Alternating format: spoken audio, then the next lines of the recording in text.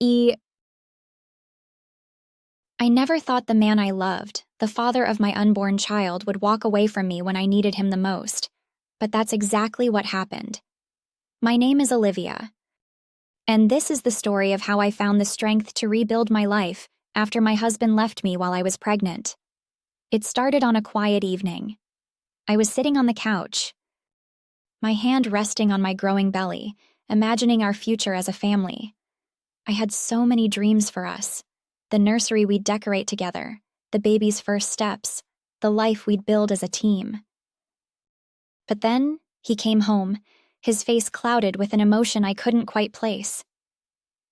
"Olivia, we need to talk," he said, his voice tense. I tried to read his expression, searching for clues. But nothing could have prepared me for what came next. "I can't do this anymore. I'm leaving." At first, I thought it was some kind of cruel joke.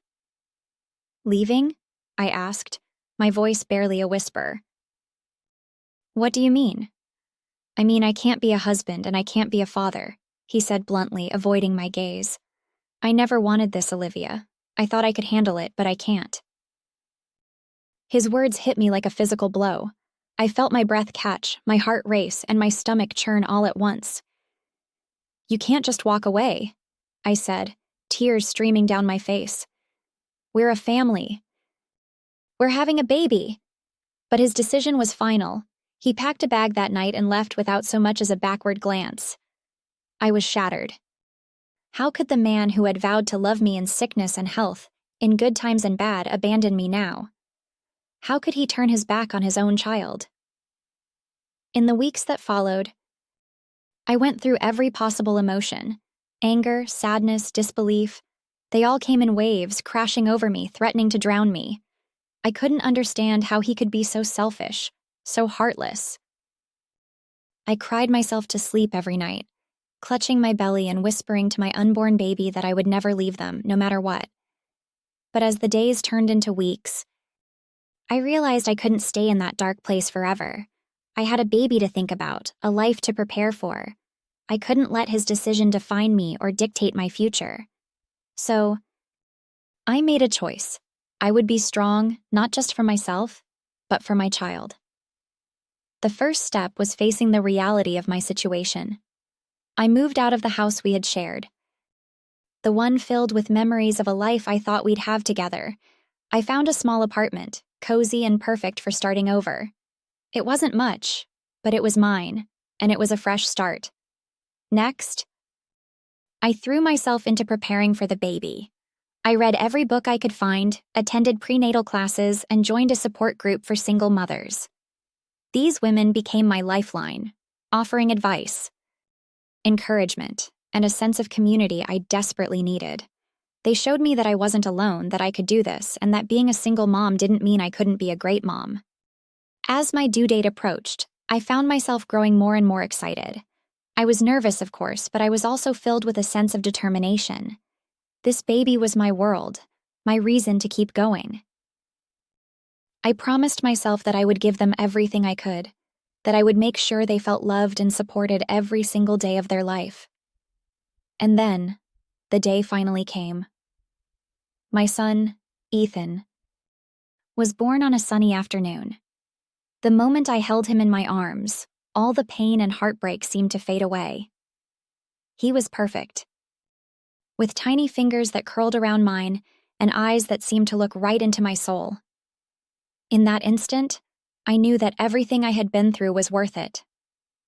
Life as a single mom wasn't easy, but it was rewarding in ways I never could have imagined.